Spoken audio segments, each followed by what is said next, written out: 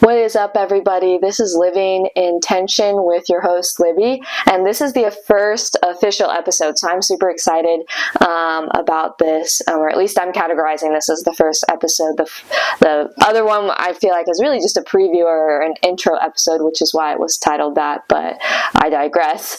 But I'm so excited to be sharing my testimony this episode. I will say that I was hoping to get this episode done last week, and I was nervous, honestly. I procrastinated filming this and recording this for a number of different reasons, and I think that might have been either just the flesh or it might have been Satan trying to prohibit me sharing.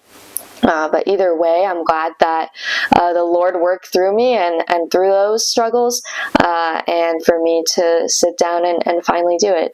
I think when sharing my testimony, I always feel like I'm sharing the tip of the iceberg.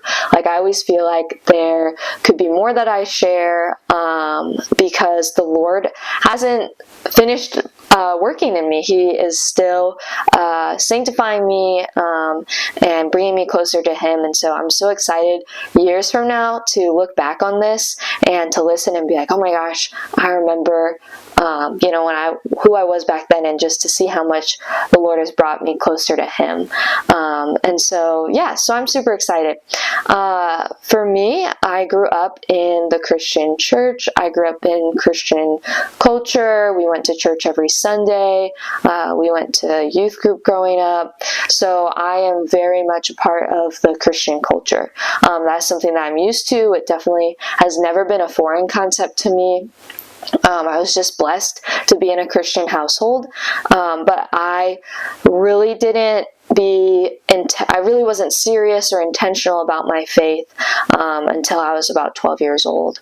At that time, I just kind of felt the weight of my sin, specifically at a Bible study that my family was at.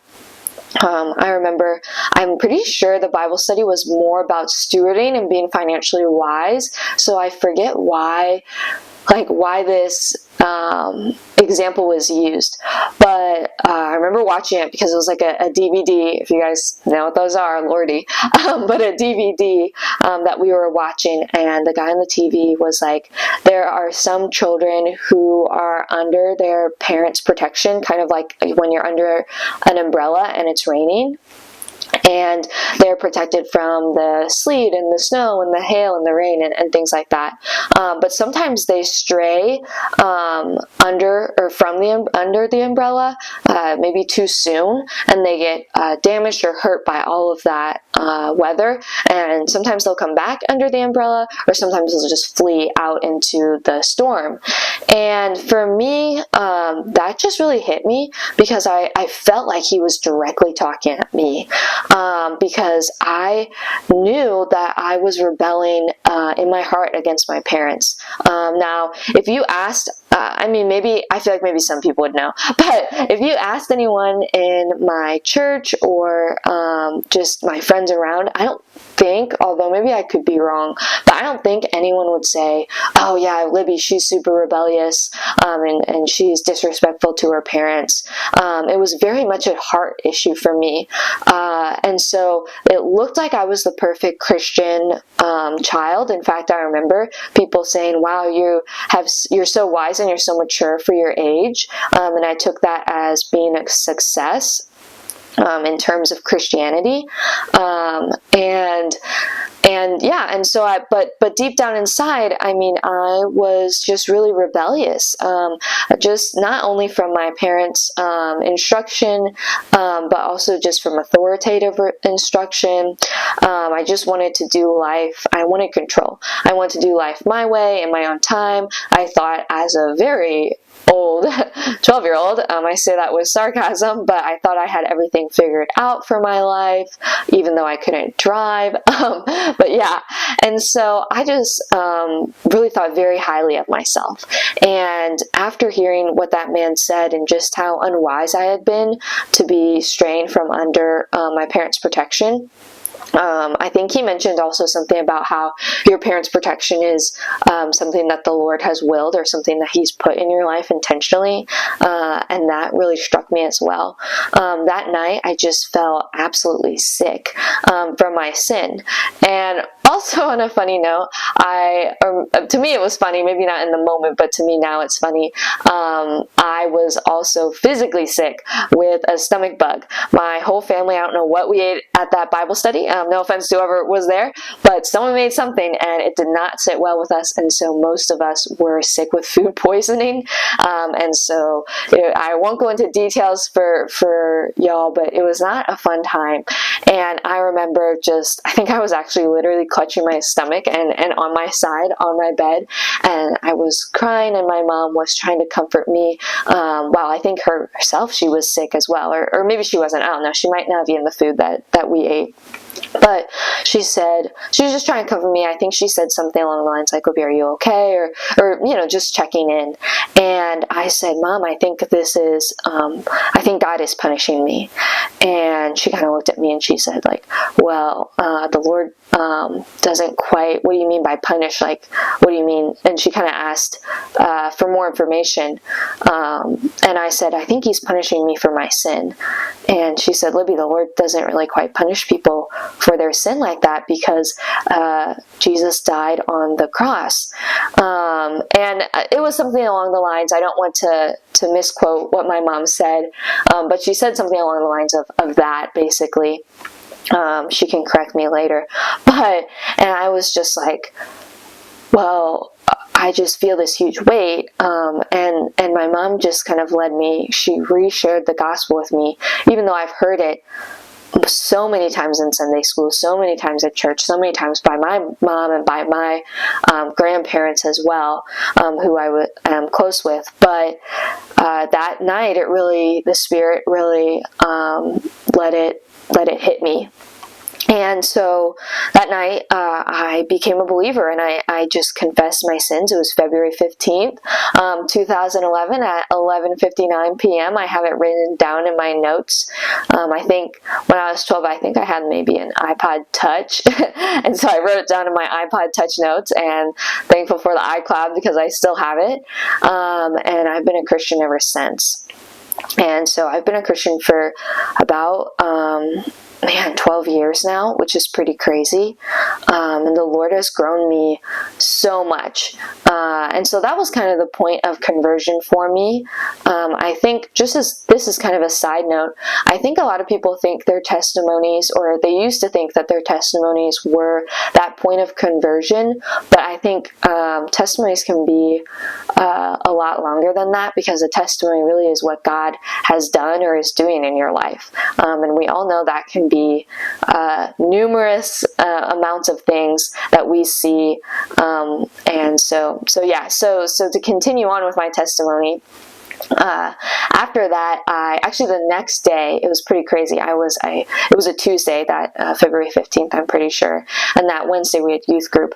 And I was actually supposed to, I think I was in a speech and debate class at the time, and I was supposed to give a speech outside of my class. And so I asked my youth pastor if I could give a speech on a book that I read, and it was like basically a synopsis or summary of that book, and me challenging. It's called Do Hard Things, and I forget the authors, but they're young authors. From when I read it when I was 12, it was a really good book. And I know I read it again, I think, when I was 16, and I still agree with the message. And so it's just challenging young people to step up and to do more, even if there's less expected of us, and to not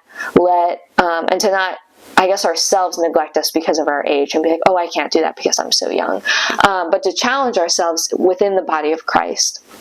And so that book was really moving for me. And the next day I shared it. I gave a speech in my youth group. But before that, I was talking to one of my close friends at the time. And she said, Libby, there's something like kind of different about you. And I don't know what it is, because you look the same, you sound the same, you're the same age. Like, there's nothing physically different. And I remember just telling her, I was like, oh, I accepted Christ. I'm a Christian now. I accepted him last night. And so even for her to just notice that change in me, was just a testament to the Lord. Like I was dead, and the next day she saw me alive. And that's really what Christ does. But yeah, and so I shared this speech, and I think after that, there were plenty of struggles. I mean, middle school, I haven't heard from anyone. If you're one of those people, let me know, who had a good time in middle school. It's always about challenging and growing and finding yourself, and you're having your own thoughts, I even say. But so I definitely had challenging times, but I think one of the hardest times for me was actually in high school. I was homeschooled until my freshman year of high school, and then from sophomore to senior year, I went to a private school. And I made some really good friends at that private school and had a good education, and played on a basketball team and a volleyball team for 1 year, and those were huge blessings for sure. But there were also trials as well. There was a lot of just tension between students in my class, and I was in a very small class, and so we had about 12 people, including myself, and we were one of the biggest graduating classes for that school, so a very small school. I think they have now surpassed 100 students, but I don't think when I was a senior, we surpassed 100 students. And so very small, and we were sixth grade to seniors in high school, so a lot of grades to cover. So again, not that many people in each class. But I just had a hard time there. I was looking back at now, and I actually went to counseling because of just some of the experiences that I had there. Not to knock anything, but just that I needed help processing that. And I realized that I was bullied in school, and I also did some bullying myself. I didn't really exactly knew what it meant to follow God, other than I knew he existed, and I wanted to be his daughter, and I was, but I didn't know that I didn't know how to start my relationship with him, or to really dive into intimacy with him. Those are words that I just never really heard of. Again, not to knock anyone, just maybe I was taught and it didn't register in my head. And so I didn't really seek the Lord unless I was going through hard times, until I think he intentionally put me through, or let me, maybe not put me, but let me go through hard times in order to draw me closer to him, which I'm glad that he did it. So I was really struggling in high school, and in fact, I actually was depressed, I would say, for most of the years that I was in high school, kind of up and down. I struggled with just suicidal thoughts and depression and self-harm and all of that, and that was really hard to walk in, especially because I think a lot of times when people struggle with that, including myself, I isolated myself so much and put on such a front that it would have been hard to notice that I was going through it. Like, you could definitely tell that I was maybe sad or struggling, but I don't know if my friends saw that in me or not. They might have, but I'm not sure. And so I was really battling that, and I know there was a few times at night where I would just cry out to the Lord and ask for him to end it, to take me home. And so the Lord just grace upon grace, he gave me and poured his love out on me in different ways and through his people. Youth group for me was a safe spot, and a safe place. And there were mistakes that I look back now, and there were mistakes that I did in youth group, because again, I was a Christian, but I was still learning how to be with the Lord, and I still am. And so I was a part of a bit of a cool kids cliquey group in youth group. And we kind of were there to learn about God, but we were mostly there to hang out with each other and to get free food, or at least I'll say that's my intention. I don't want to throw anyone else under the bus, but that was my intention. And I would say through all this that I was a believer. I was just still trying to figure out what it meant, or I didn't even know what it meant to have a relationship with the Lord. I knew a lot of do's and don'ts. Most of the don'ts in the Bible And so I just thought that if I stayed away from sin, that I would be good, and that God would kind of love me in turn, what I thought, which is not theologically true. God loves us and cares for us, and through that he changes us, and that just lets us be able to resist temptation and sin, and to let us run to the Lord. And again, I'm still learning, what it means to walk with him. And so once I graduated high school, there was a lot of other stuff that happened. In fact, my senior year of high school is when I kind of realized that I wanted to go into missions. And so there were moments where I think my faith was really strong in the Lord, and there were moments where I was really weak. It just kind of went up and down and up and down. And I think we're slowly kind of getting to a more constant level. There's still up and downs, but one more constant level with him. And that's just because of the Lord's love and care for me. And so when I went to college, I actually went to a Christian college, and that my sister also went to, because our father works there. And I was so excited for a fresh start, for new friends, and I majored in ministry and leadership. So I was excited to have Bible classes, and learn more about the Bible, and to meet people who are also interested in ministry. And the Lord just grew my Christian community at that school, which is such a blessing. That's where I found the church that is sending me out now, and where I found a community that a community group that I've been walking with for 5 years now, which is so crazy. And I remember, I just thought of this, and I feel like this is the Spirit, but I remember one of my first classes, I'm pretty sure it was called Foundations of Christian Ministry, taught by a professor there.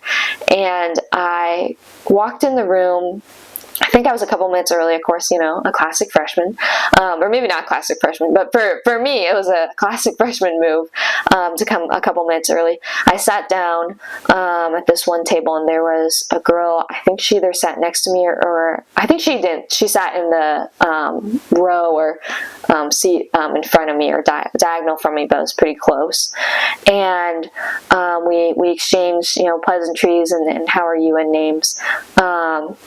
And we just started talking about ministry and what got us excited about ministry, and then every class we chat a little bit, and then I think I also met her during a welcome weekend, so I think we were also chatting about that or different things. I can't remember exactly how it went, but just a testament to the Lord is I'm still friends with that person, and she is doing ministry in a different state, and soon we'll be doing ministry in different countries, but I'm still connected with her, and we still talk about ministry and talk about just what the Lord's doing. And I think just having a community, or having a person that has known me since freshman year to now, it's been a year removed since college, it's just kind of crazy, honestly.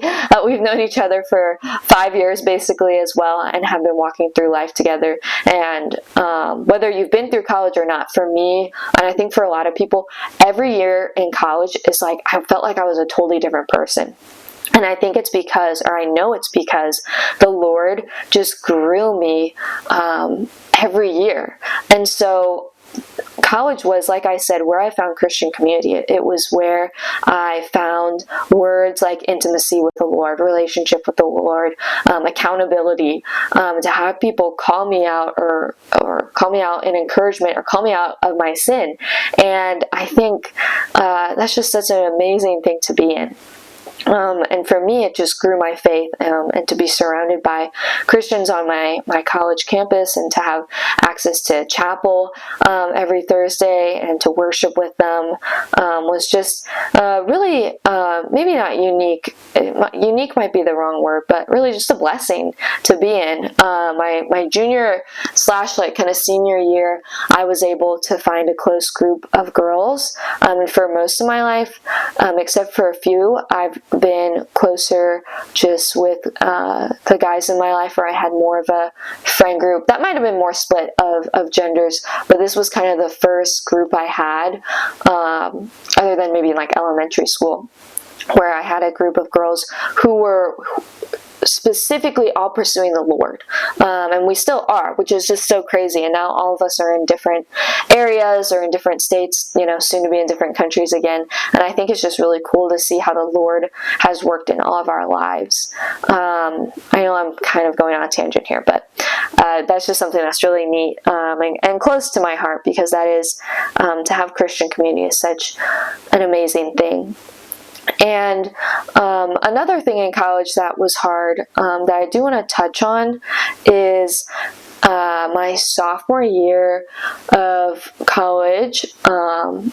My sophomore year of college in 2019. So actually, my junior year of college, kind of the second semester of sophomore year of college, was when COVID-19 hit, the pandemic, and really just shut down everything. But before COVID-19 hit, actually like 3 months before COVID-19 hit, my grandpa, who I was really close with and really one of the first father figures in my life, passed away on Christmas Eve. And so to lose someone so close to you, I think is, especially for me, it was like my first close family member, was so hard on me, and I really struggled in my faith. I was angry at God, but I didn't know that it was appropriate to bring your emotions to the Lord. Again, it was something that I was learning, and so I was scared to go to the Lord because I was so angry at Him. Like I knew when people told me my grandpa was a believer, and so my grandpa's up in heaven, being like, "Thank God, the trial's over. I'm with in the presence of the Lord." And I know He is, but I had such a hard time just dealing with that and grieving in a godly way, because there is godly grief and healthy grief. But I didn't know that. Emotions was something that I thought you didn't bring to the Lord, but you would go to the Lord once you are even keeled. And so I didn't go to the Lord for a few months my sophomore year. Just because I didn't think it was right for me to. And that was really hard, and there was a lot of things that I regret and that I did wrong that year, because I was just in denial of the Lord and running away from Him a little bit, and I kind of reverted back to who I was before I became a Christian and put on a good face. But really in my heart, I was really grieving, and I didn't open up. Again, one of my tendencies, unfortunately, when I'm going through something hard, is to close all my doors and not let anyone in, because I only want them to see me when I'm doing well, or when I'm thriving, or when I'm growing in the Lord, and not when I am challenged and going through a trial. And that's not right. I'm just calling myself out and calling someone else who might be going through this. Like, you should run to the Lord and run to others, because they'll point you to the Lord even when you don't want to be pointed to the Lord, which is such a good thing. We need that in our life, and that's what Christian community provides. And so that was a really big struggle for me. But the Lord, again, what I've learned through all this, and why I'm sharing this, is because He is so faithful. I mean, there were so many points in my life where I was just inconsistently faithful to Him. I just, was following Him one day and then not following Him the next. And I feel like I still am kind of like that a little bit. I feel like it's becoming less frequent, but it's still there. And some weeks are better, quote unquote, than others. But through it all, I've just seen the Lord's love just be poured out on me. Early this morning, for me, I was at my community group at my church, and we were talking about prayer and the intentionality behind prayer. Like, why does God want us to pray? And a lot of my small group answers were just like, the Lord loves us and cares for us so deeply, that He wants to hear from us, which is such an encouraging thing, because I was telling them, like, if you read in, I believe it's in Revelations, because that's where all the crazy descriptions are, but they describe, it could be somewhere else in the Bible, so someone look it up for me, but they describe the Lord's throne room, and I always tell people, or I don't know why I say always, but I tell people when I think about this scripture that it must have just been so chaotic in there, because because there's people worshiping, there's servants going, holy, holy, holy, and like all these things, just like shouting his praise. It's just a huge party of worshiping the Lord. And amidst all that, he hears our prayers and he actively listens to us. It's not just like he's one of those friends who's like kind of listening, but not really. Sometimes I'm guilty of that, I know for sure. But he is intentionally listening to us. I have said to people before that think about your closest friend, like your best friend, and how much they know about you and how much they almost can, kind of say what you're going to do next in a situation, or even finish your sentence or anything like that.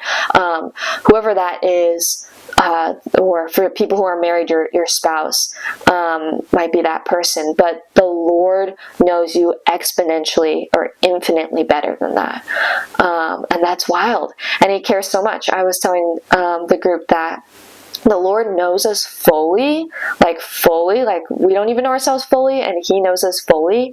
And not just that, but he cares for us deeply. He loves us deeply. And so that's my testimony. There's a lot of other things I could share. A lot of times when I share my testimony, I do kind of go the mission route of why I got into missions.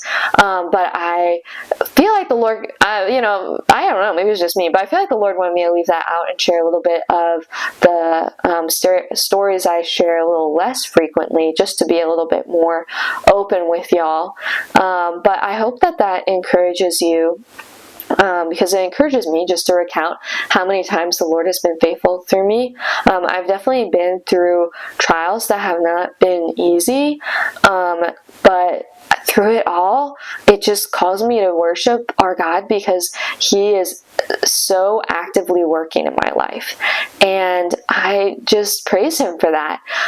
He's just such a good father to me, even when I'm a horrible child at times, but I'm so grateful that I can be called a daughter of the King, and be secure and rest in that identity. And I hope that, like I said, I hope this encourages you, and I challenge you to share your testimony with someone else. Whenever you listen to this, to share your testimony with someone else, whether it's a close friend that maybe they haven't heard it in a while or have never heard it, or it's a stranger that you meet and just feel the Lord guiding you. I just hope that we, and myself included, will open our eyes to the times that the Lord wants us to interact with other people by sharing what he has done in our lives. And so again, I'm just so pumped about this podcast. I know I said that before in the intro episode, but I'm saying it again. And check out next week's episode preview. Hopefully I can get that up. But yeah, I just appreciate you guys all so much. Thank you so much for listening to my testimony. I enjoyed sharing it with you all. And please let me know what I can be praying for you down below. I think that's how that works. I'm not really sure. Or I'm sure a lot of you know me. Just text me and I'll pray for you. God bless you guys. See ya.